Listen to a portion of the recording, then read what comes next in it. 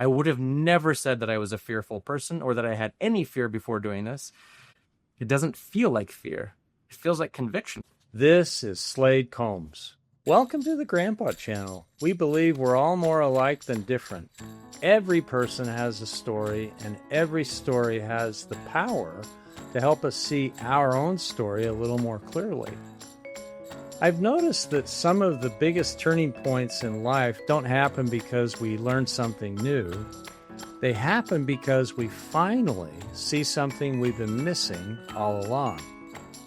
That's where this conversation begins. And this is what life has taught Slade the hard way.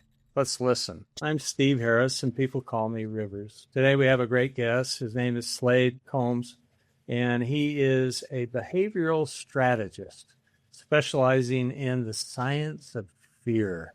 Wow. And welcome to the show, Slade, and I'm really happy that you have granted us an audience.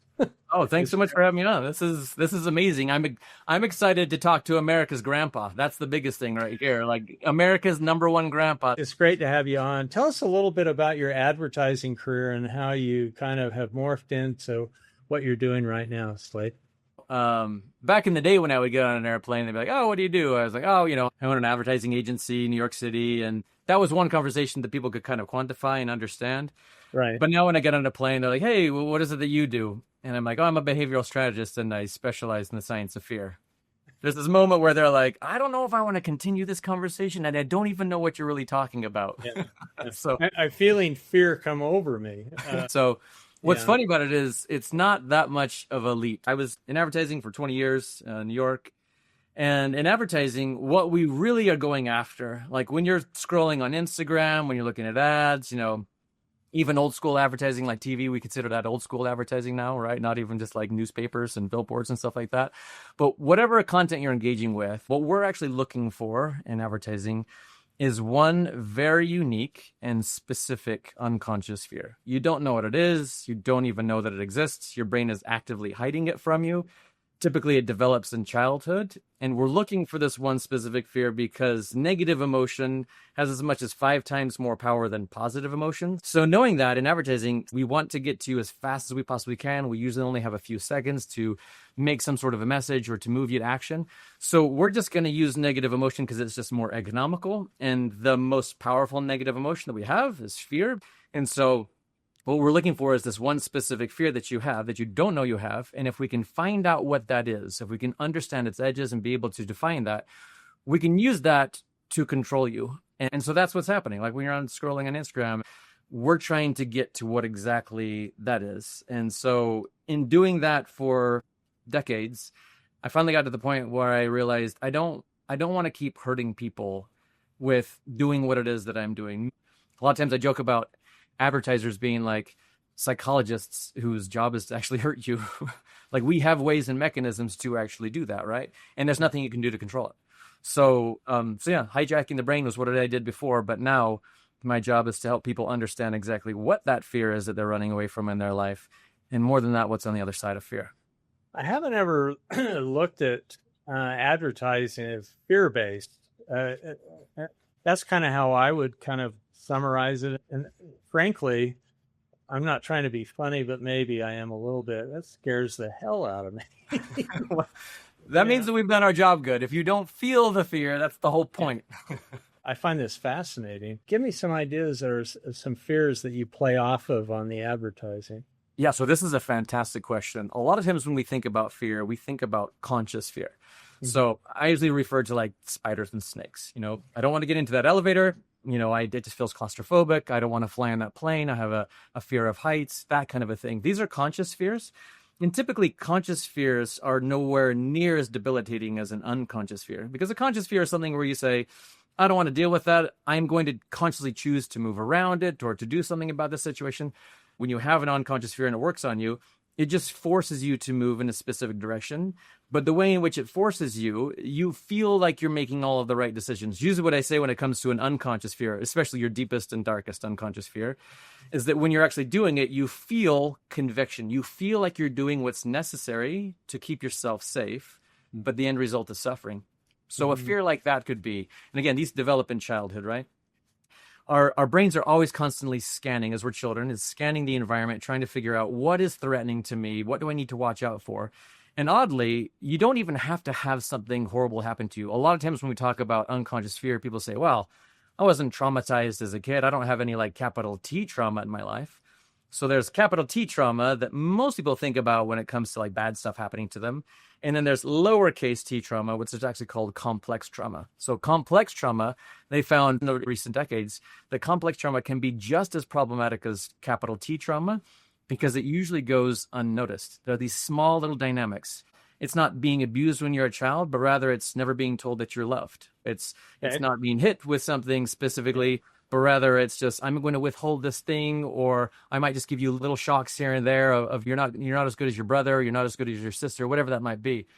So we go inside of your mind with you and we extract this fear. And when we extract that, what we're doing is we're going back in time. We're trying to figure out what is this dynamic that you suffered from. So a typical dynamic could be something akin to one client that I had. His mother was a very, very well-known lawyer. His father, a businessman who had started a number of businesses, very, very successful. Both of them successful in their own rights. Ivy League colleges, very, very kind people. But when it came down to it, you would look at his life and you'd say, I mean, this kid was basically a trust fund kid. Everything he'd ever wanted, he got, right? Like, the only thing he maybe complain about would be like, I had a gold spoon, not a silver one when I was being fed, right? But his deepest and darkest fear ended up being rooted in this idea that he will never be good enough.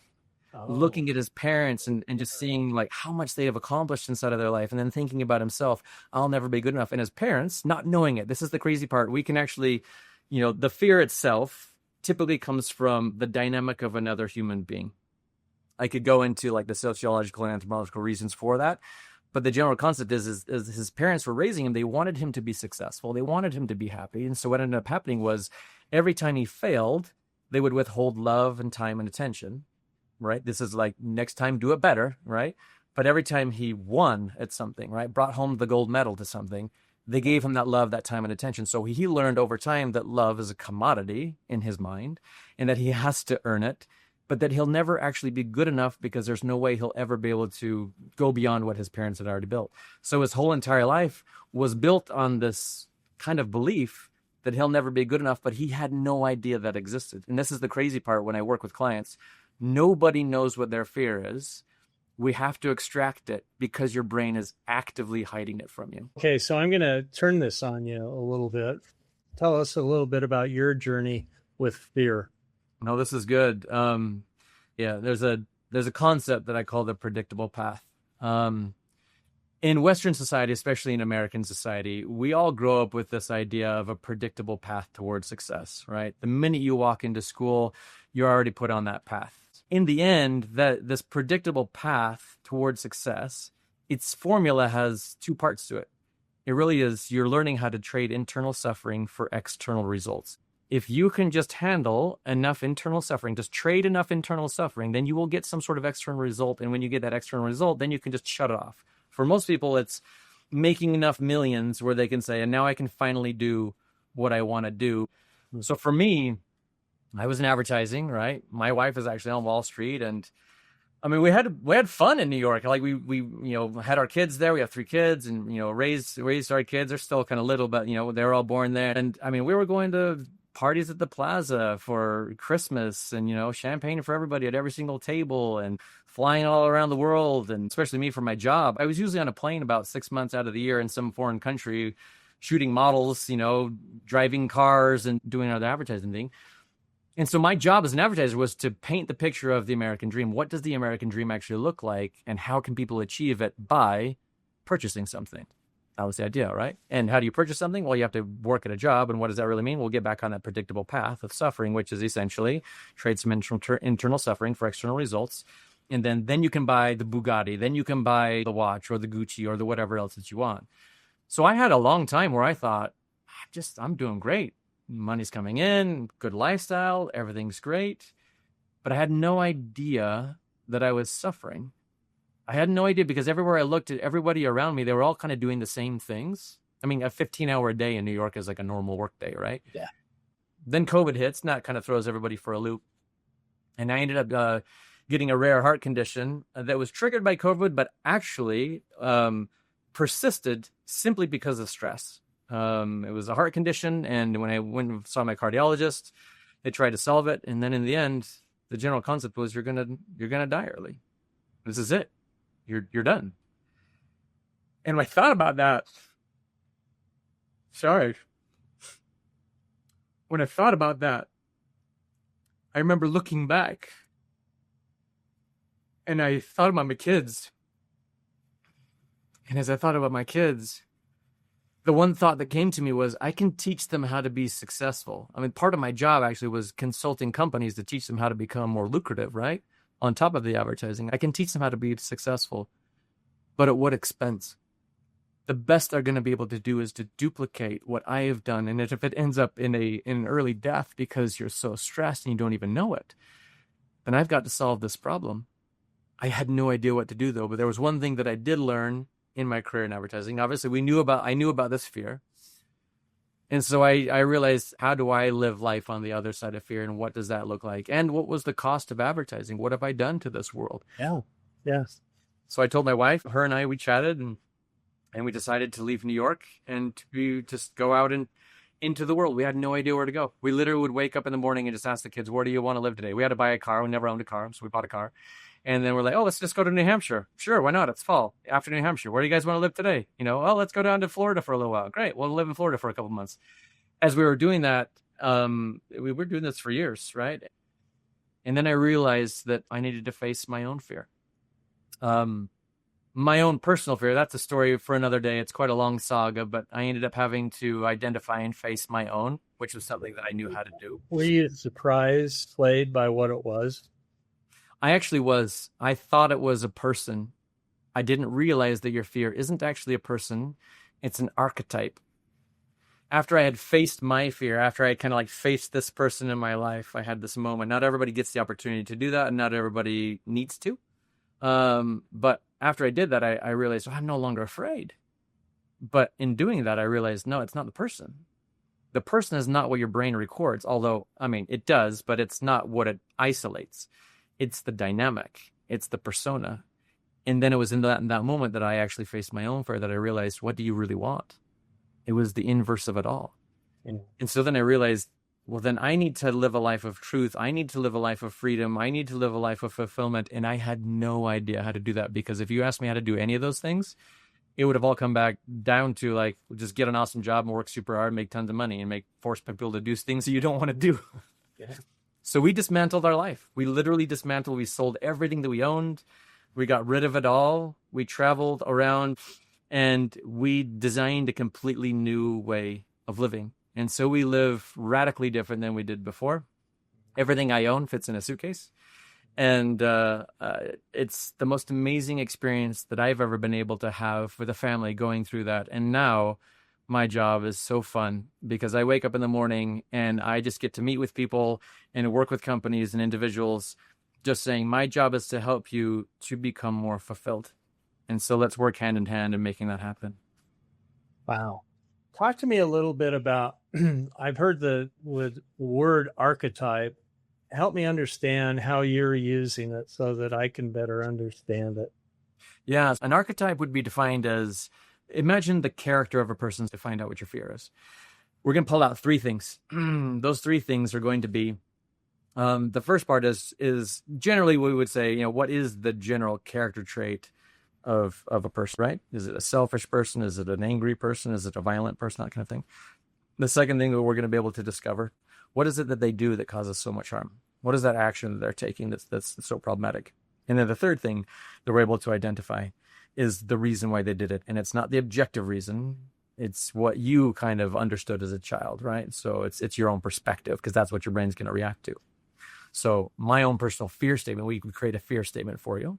And in that fear statement, it has these three elements to it that you're going to be able to have. And those three elements, we call them your negative core motivators, but we inverse those to find out the good stuff, right? But mine is a manipulative person who takes away another's freedom for their own pleasure. So you can see inside of that, right? A manipulative, that is the exact opposite of like a truthful person, right? And someone who takes away your freedom is the exact opposite of somebody who helps others to find freedom. And for your own pleasure is exactly the opposite of not a base pleasure, but an actual for more like fulfillment. Like if you think of Maslow's, hierarchy, it's like way up there, not just these base things at the very, very bottom. And every single person has their own unique fear. In fact, one individual, he came from a very competitive family. And when we extracted his fear, the first part of his fear, right, that he identified, right, was a competitive person. So his first statement was a competitive person. And then he sat down and he's like, oh my gosh. And I was like, what? And he goes, I just thought that's how everybody is. That's how the world works. We're all just super competitive. When I asked him to inverse that, though, this is the funny thing. I was like, okay, we have to inverse this to find out what you want more than anything else in the world. Sometimes people find it difficult to inverse it because this fear has been held in isolation and you're unconscious for so long, your brain doesn't even want you getting close to it. So I asked him, what's the opposite of competition? For 20 minutes, he just sat there kind of fumbling, thinking, oh, hold on a second, I can think about it. And finally, he said, I think I've got it. It's winning well. And I was like, winning well? And he's like, yep, winning well. His lenses of competition were so intense, he couldn't see the world other than through the lens of winning or losing. So I said, well, what do you think about this? Instead of competing, right? What do you think about collaboration? And the minute I said that, he just went, oh my gosh, I had no idea. To this day, he's one of the most collaborative people that I know. And in fact, he ended up raising in the ranks in his company because he knew that he was a collaborative person deep down inside, and that's what he truly wanted. He makes more money, has more free time, has a much more fulfilled life. And when he changed his life, his brother called me up and was like, hey, what'd you do to my brother? He's the best version of himself, but I don't understand how you did this.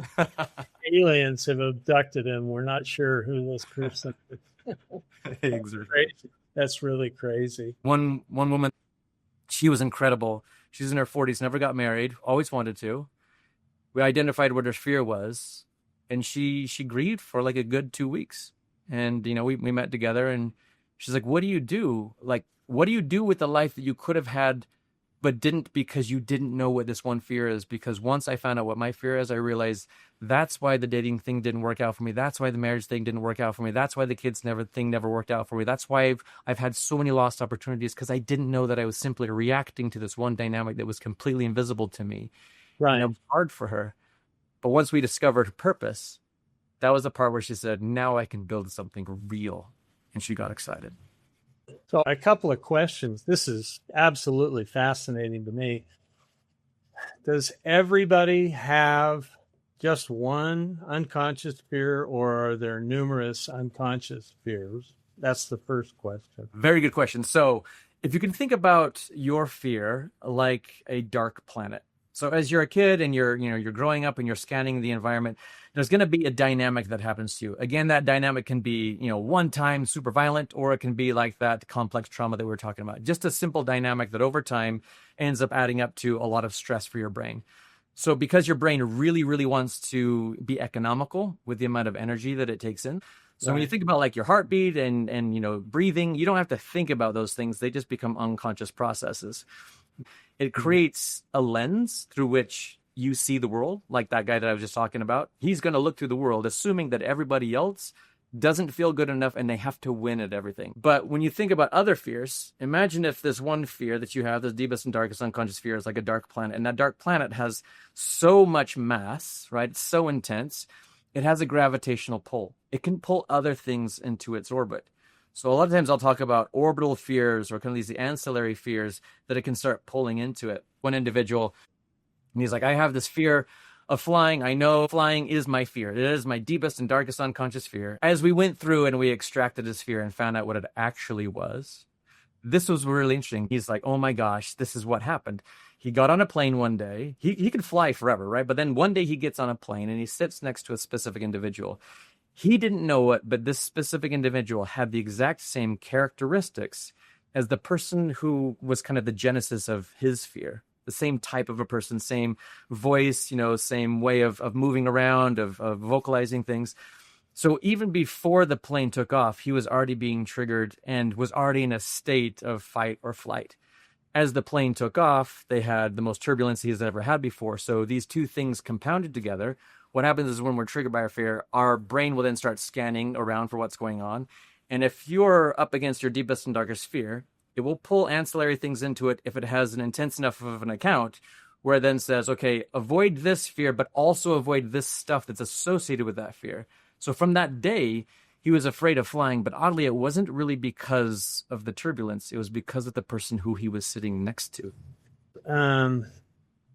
Were you surprised at some of the fears you've been wrestling with your entire life, Slade?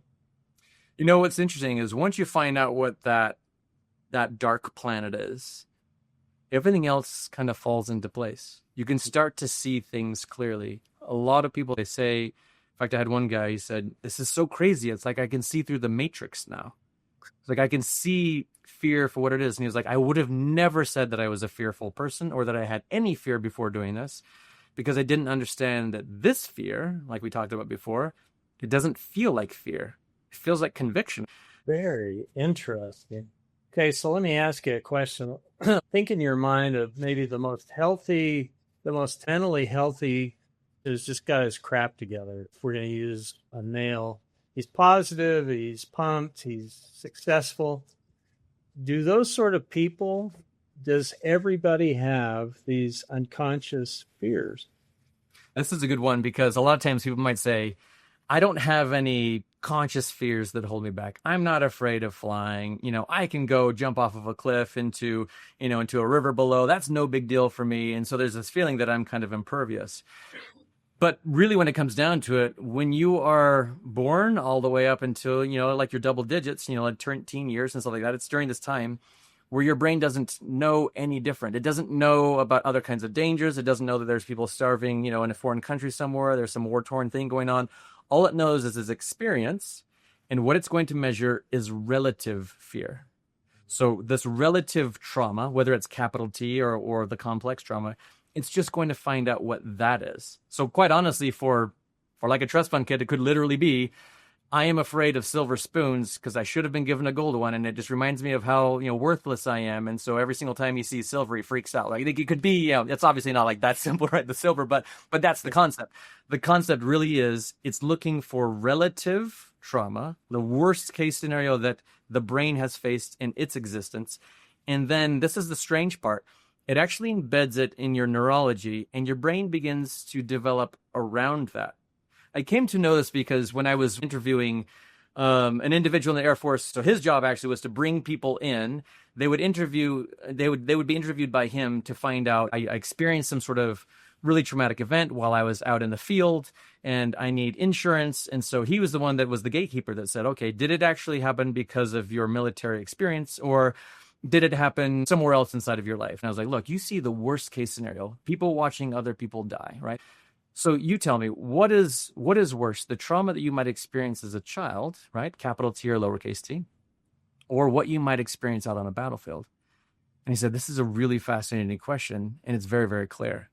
He's like, when I bring somebody into the office, if I have two people that have experienced the same exact thing, right? They were there in the foxhole at the same time. They witnessed somebody dying or some horrific experience, whatever that might be. He says, I'll bring them both in, right? One at a time. And he goes, the first question that I will ask is, tell me about your childhood. Really? And that's what I said. I was like, why do you do that? He said, because the childhood trauma that you experienced, your brain develops around that. And for the rest of your life, it will experience everything else through that lens. So the trauma that you might experience on the battlefield will be experienced through the lens that you develop as a child.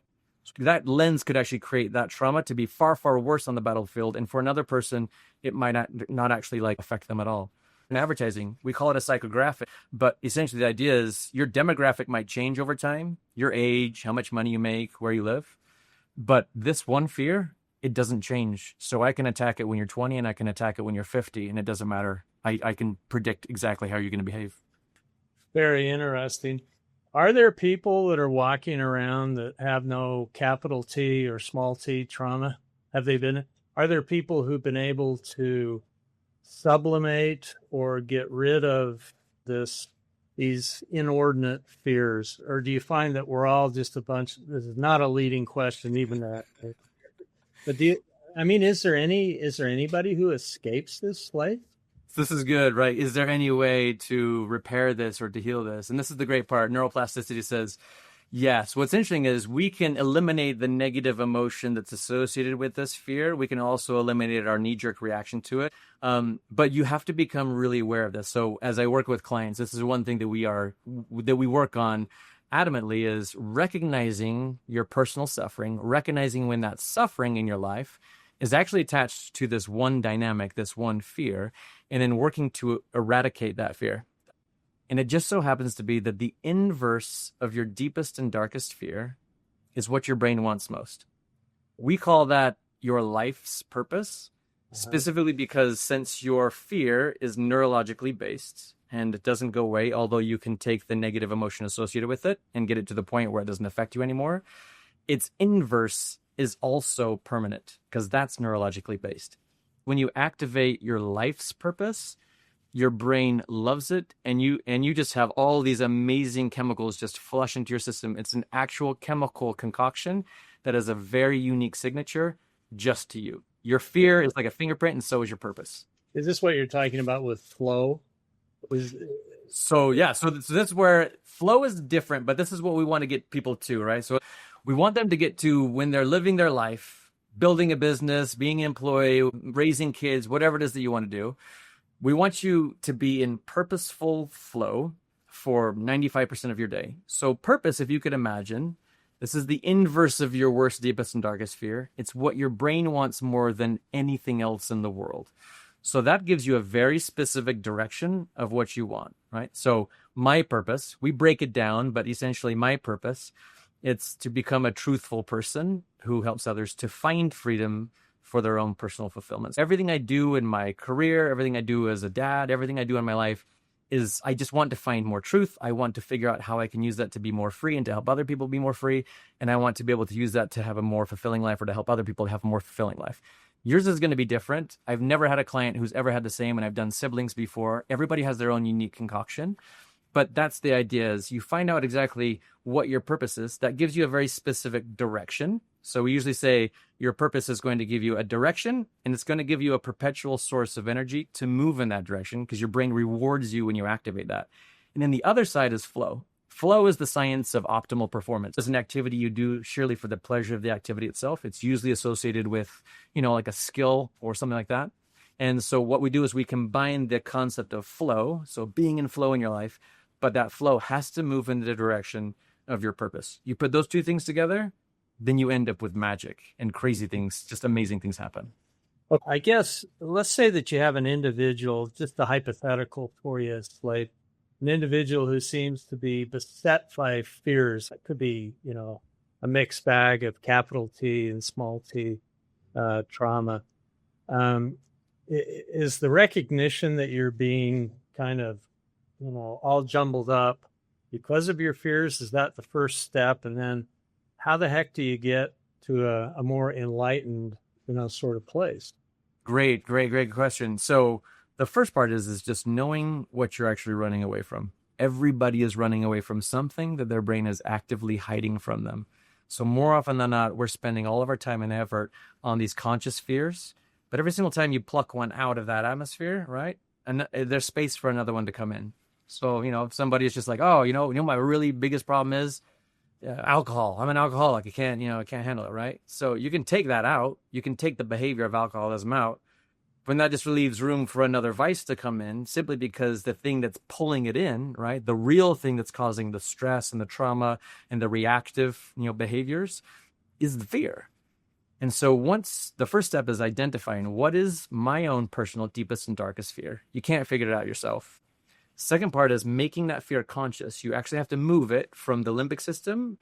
So we work on making that fear conscious. So we actually have I'll work with people to say, okay, you're going to become really, really attuned to when you suffer.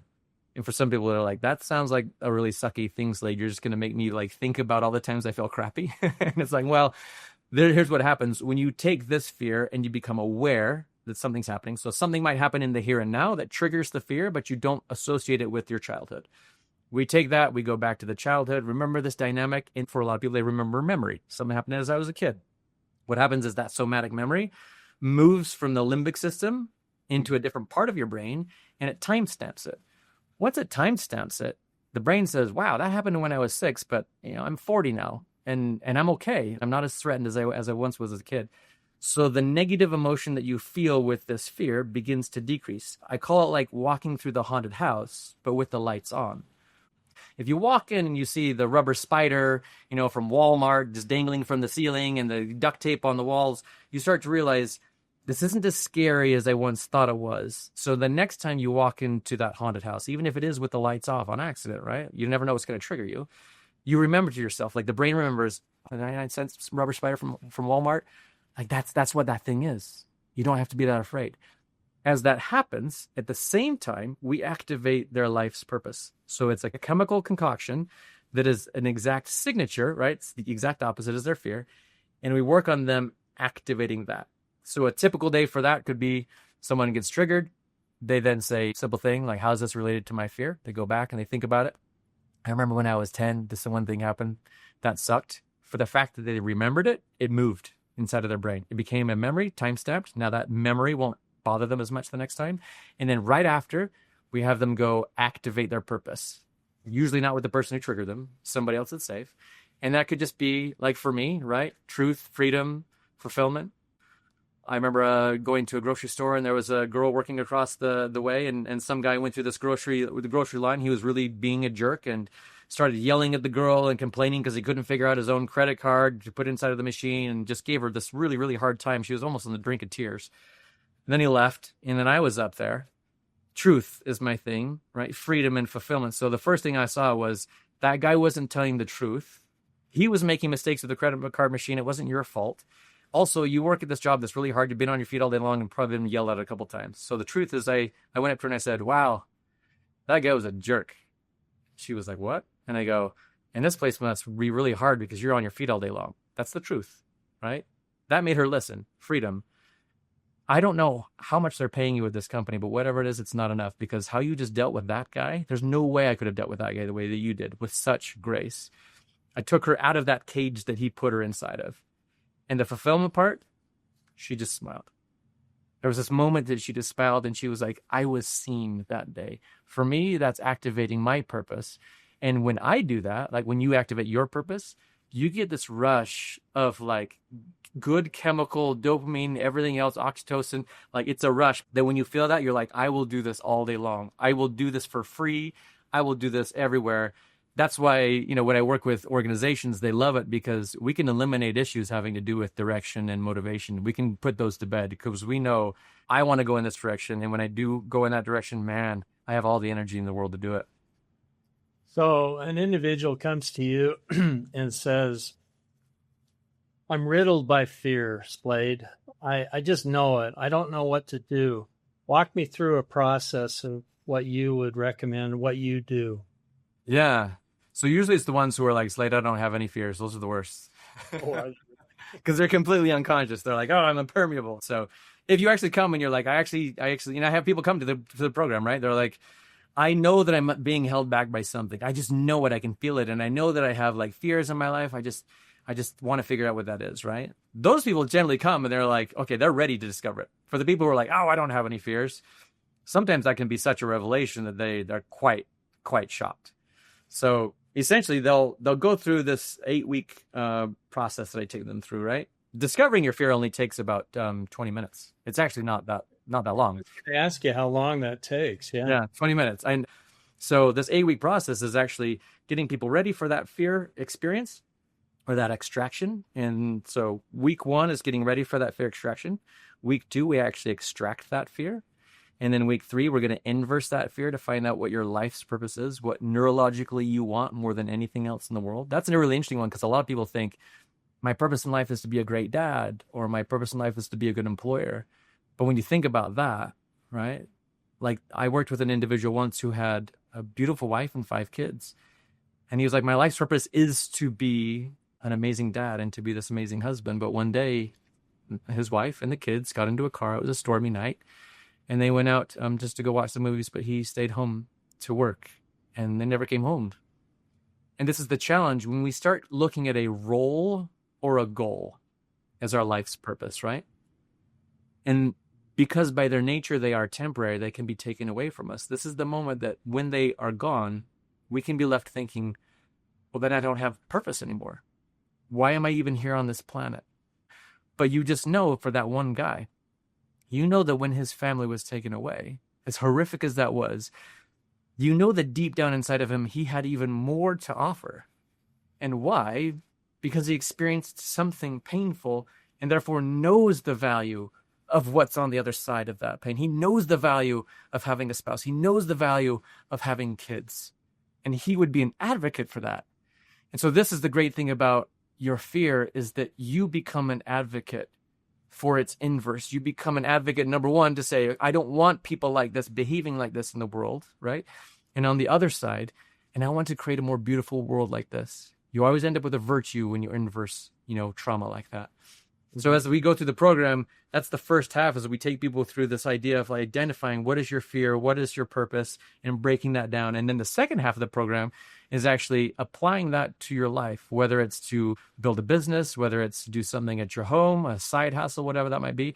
We actually talk about the prosperity formula, how you can be successful by becoming healthier and happier, by increasing your well-being, as opposed to the predictable path of just trading internal suffering for external results. So kind of to wind things up, my theory is that all of us have superpowers. All of us. It sounds hokey, but I think every single human being on planet Earth has gifts that they have.